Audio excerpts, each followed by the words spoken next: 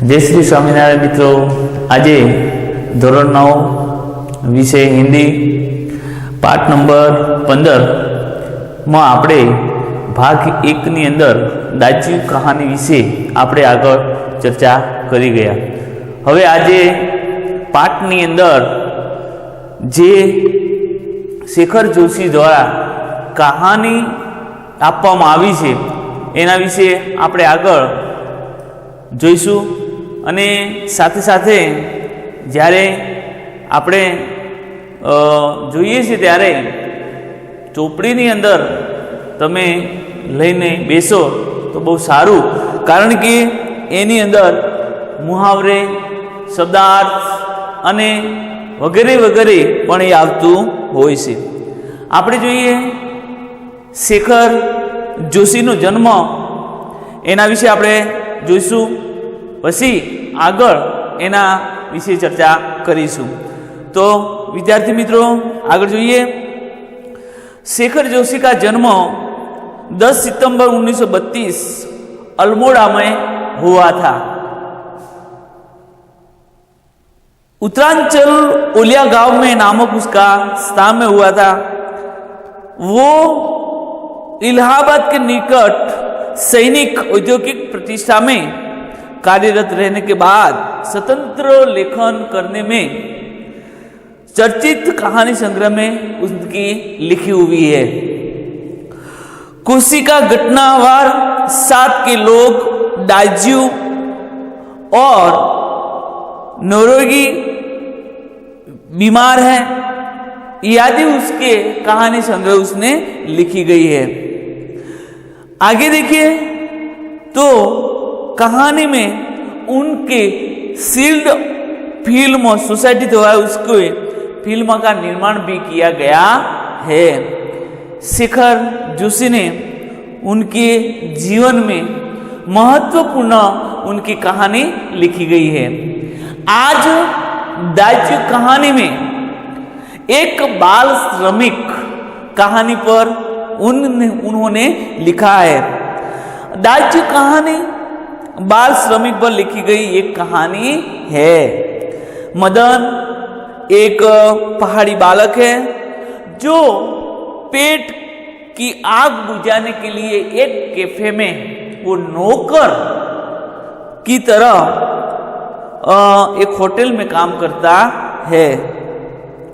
भोलेपन में किसी वह अपना दाज्यू अर्थात बड़ा भाई समझने लगता है। किसी प्रकार दिन उसे बालमन पर आघात पर उनका एक मार्मिक चित्रण इस कहानी में ली गई है। विद्यार्थी मित्रों आगे देखिए पाठ के सार में चौकी के निकल पर बाई तरफ बड़े साइन वाला छोटा सा कैफे है। जगदीश बाबू ने उसे पहली बार गोरा चिटटा रंग, नीली शफाफ आंखें, शफाफ का अर्थ होता है निर्मल, अंडरलाइन कीजिए शब्दार्थ है। सुनहरे बाल, चाल के एक अनोखी मस्ती, शिथिलता नहीं है। कमल में पत्ते फिसलती हुई और पानी की बूंद सी आंखें चंचलता देकर उसकी उम्र का अनुमान से तो वो मदन सिर्फ 9-10 साल का ये ही लगता है। शायद इसकी उम्र की रही होगी। मदन कैफे में जो वो काम करते हैं 9-10 साल का एक छोटा सा बालक अने वो जगदीश बाबू एक दिन कैफे में आकर आम तेम वो टहल रहे थे उसे देखते हैं। जगदीश बाबू जब कैफे में आते हैं उसके पास सिगरेट है। अधजली सिगरेट से वह एक लंबा सा कस उसे खींचते हुए जगदीश बाबू में ये होटल कैफे में प्रवेश करते हैं। मेज पर प्लेट उठा रहा था कौन? तो मदन।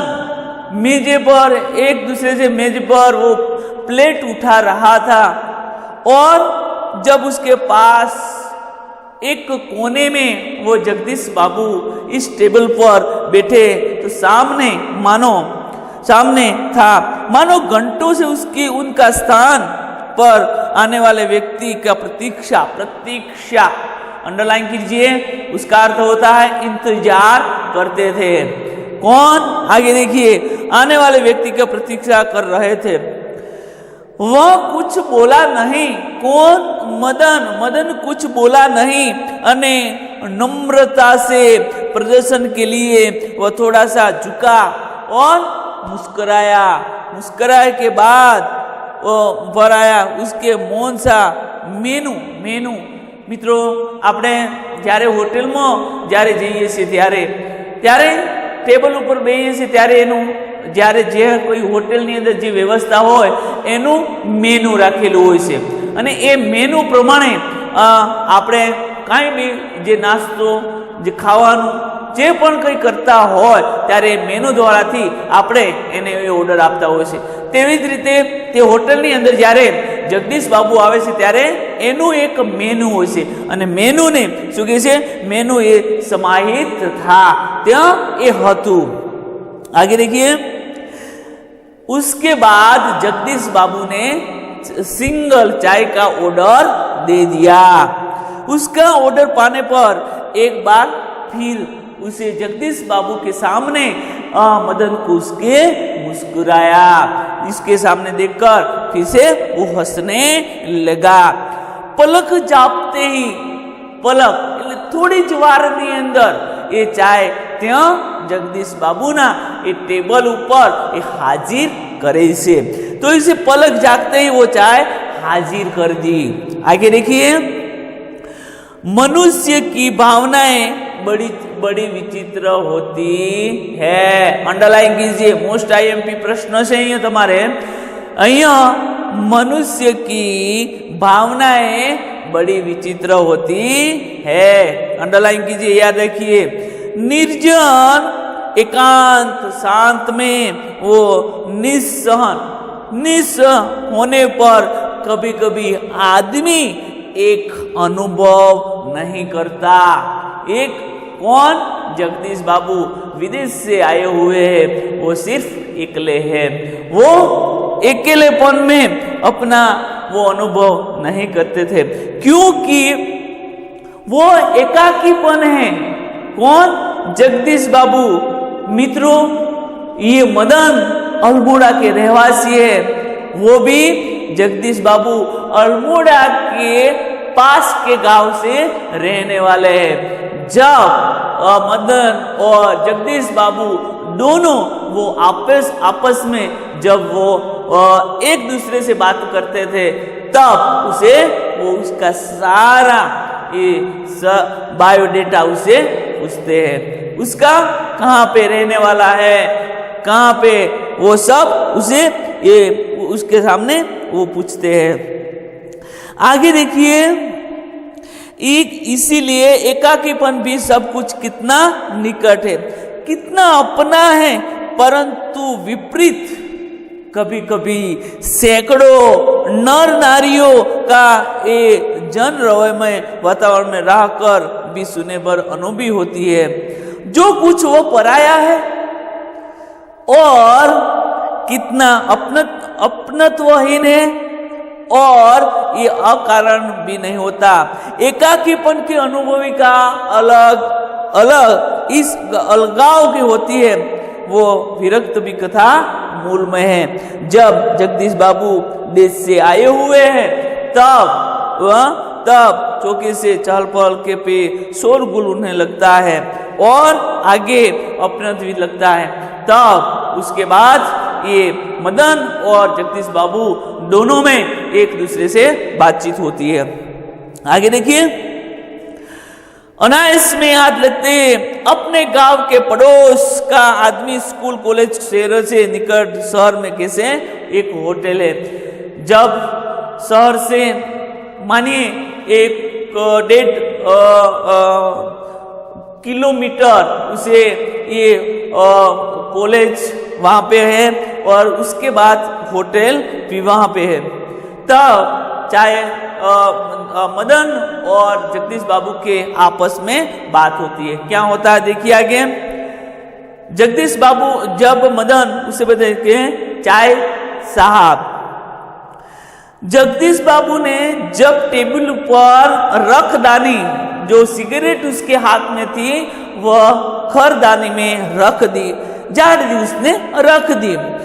इन शब्दों की ध्वनि, ध्वनि मीन्स आवाज, उसे कहते हैं आवाज कुछ ही है जिसका रिश्ता एक दूसरे से रिश्ता लगता है और रिश्ता लगता है और उन्होंने अनुभवी हो रही है। उन्हें अपनी शंका का अनुमान समाधान कर लिया कि ये बालक अल्मोड़ा के रहने वाले। उसने जगदीश बाबू ने पूछा तुम्हारा नाम क्या है? जगदीश बाबू ने पूछा तो वो मदन 9-10 साल का एक बाल श्रमिक बालक उसने बोला मेरा नाम मदन है। अच्छा मदन तुम कहाँ के रहने वाले हैं? क्या जगदीश बाबू ने फिर से पूछा आप कहाँ पे रहने वाले हैं? आपका गांव कहाँ पे है? जगदीश बाबू ने पूछा तो मदन ने पूछा कि मैं तो पहाड़ी हूँ। कहाँ बोला? पहाड़ का हूँ बाबूजी, उसे पहाड़ के रहने वाला हूँ। पहाड़ तो सैकड़ों है। मोस्ट आईएमपी प्रश्न मित्रों यहाँ पे सैकड़ों है। कहाँ पे? आगे देखिए तो आबू है, दार्जिलिंग है, मसूरी है, शिमला है, अल्मोड़ा है और तुम्हारा गांव किस पहाड़ में पड़ता है? जगदीश बाबू ने वो अनपढ़ बालक के सामने ये प्रश्न रख दिया तो वो असमझ में पड़ गया। मैं क्या बोलूं? इस बार शायद पहाड़ के जिस जिले पे भेद मालूम हुआ तो मुस्कुरा कर बोला, हंस कर बोला। वो बोला कि अल्मोड़ा के रहने वाला हूँ साहब, मैं तो अल्मोड़ा के रहने वाला हूँ। अल्मोड़ा में कौन सा गांव? आगे देखिए फिर से उसने जगदीश बाबू के मदन के सामने प्रश्न कर दिया अल्मोड़ा से किस गांव का है ये? विशेष जानने के गरज में विशेष વધારે उसे कहते વધારે એટલે એના વિશે વધારે જાણવા માટે જગદીશ બાબુને મદન ने ફરીથી એ પ્રશ્ન પૂછે છે। ત્યારે આગળ જોઈએ। इस प्रश्न ने संकोच में डाल दिया और शायद अपने गांव के ही निराली संज्ञा के कारण उन्हें संकोच हुआ कि इसी कारण टहलता हुआ बोला तो दूर साहब ये दूर है, अल्मोड़ा दूर 15-20 मिली होगा। मैंने पहले से ही बात किया 15-20 કિલોમીટર મિલ इसमें 15 અને 20 એટલે 15 અને 20 વચ્ચેની જે કિલોમીટરની જે વાત કરવામાં આવી છે એના વિશે અહીંયા એ 15 થી 20 કિલોમીટર એટલું એ દૂર હોય છે। जगदीश बाबू ने फिर भी नाम तो कुछ होगा ने, नाम तो कई हसे ज ने एना विषयनी बात से जगदीश बाबू ने जोर देकर फिर से बोला, जोर देकर पूछा डेडिया लोग जहां सुगे से कुचाता हुआ बोला जब डेलिया ठींगणा लोग जारे रहता हो एनी बात से ठींगणा डेडिया लोग नी बात से त्यानी बात से। जगदीश बाबू ने चेहरे पर एकापीकन की खाई दूर हो गई। अंडरलाइन करजो, मोस्ट आईएमपी प्रश्न मुहावरे यहाँ पे अजनबी की खाई दूर हो गई। तो जगदीश बाबू और मदन दोनों में अच्छी तरह परिचित हो गया। दोनों जगदीश बाबू मदन ये दोनों अच्छी तरह से एक दूसरे से परिचित हो गया। यहाँ मुहावरे है। आगे देखिए, जब उन्होंने मुस्कुराकर मदन ने बताया कि वो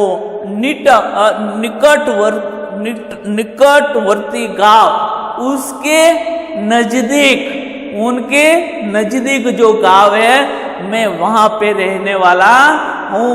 तो कौन? जगदीश बाबू। उसे प्रशंसा से कारण अपने मदन के हाथ ट्रे मीन्स જ્યારે મિત્રો આપણે ચાય લઈને જઈએ છીએ, જ્યારે હોટલમાં જઈએ છીએ ત્યારે ટ્રેની અંદર ચાય હોય અને ચાય લઈ અને એકબીજાને જ્યારે એ આપતા હોય છે। ट्रे गिर पड़ी, पुणे मुंह से शब्द निकला, चाय पकड़ भी न निकली हो सके। खोया सा वो अपने अतीत का मतलब होता है भूतकाल, उसे कहते हैं ભૂતકાળની વાત કરવામાં આવી છે। એને અતીત એટલે એ ભૂતકાળની એ વાતની અંદર જે એ બાળક ખોવાઈ ગયેલું હોય એવું એ અતીતને યાદ કરતું હોય છે। फिर लौटे कर उसने प्रयत्न कर हो रहा, उसे अतीत गांव में मोस्ट आईएमपी अंडरलाइन कीजिए। अतीत गांव में ये वह ऊंची पहाड़ियों में रहने वाले लोग उसे उनकी जो भाषा में है उन्हें कहा, मोस्ट आईएमपी अंडरलाइन कीजिए। नदी ईर्जा, मोस्ट आईएमपी ईर्जा का अर्थ होता है माँ, और बाबा दादी दीदी।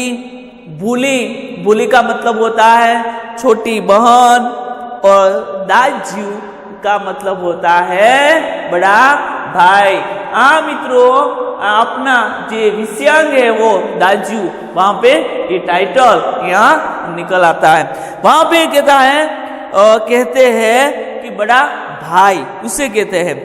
फिर से ये અતીત જો જ્યારે એ બાળક પોતાની યાદ કરે છે, પોતાની માँ, बाबा, दादी, दीदी, छोटी बहन और उनका भाई, उनके कोई आगे पीछे नहीं है। मदन को जगदीश बाबू के रूप में जिसकी छाया निकट जान पड़ी, तब नहीं बाबा जब उसे जगदीश बाबू के सामने उसे बोला, मेरे नहीं बाबा, मेरे नहीं भाई, मेरे नहीं छोटी बहन, और कुछ भी नहीं है, नहीं तो दाजू बड़ा भाई भी नहीं है। 2-4 दिन मदन और जगदीश बाबू की अजनबी भी खाई दूर हो गई। टेबल पर बैठते ही मदन का स्वर मीन्स आवाज सुनाई देते थे।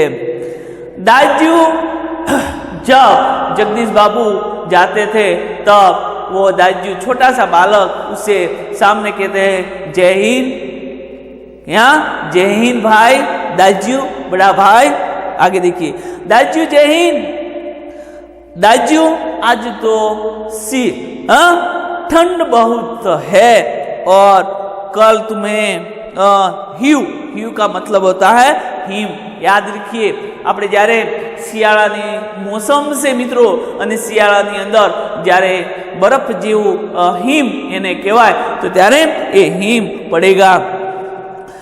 दाजियों अपने तो कल बहुत थोड़ा सा खाया था, अब तब किसी ओर से बाई ओर से आवाज पड़ती तो मदन उसे आवाज के प्रतिध्वनि से वो पहुंचने लगते थे और ऑर्डर लेकर वो फिर जाते जाते जगदीश बाबू पूछते थे।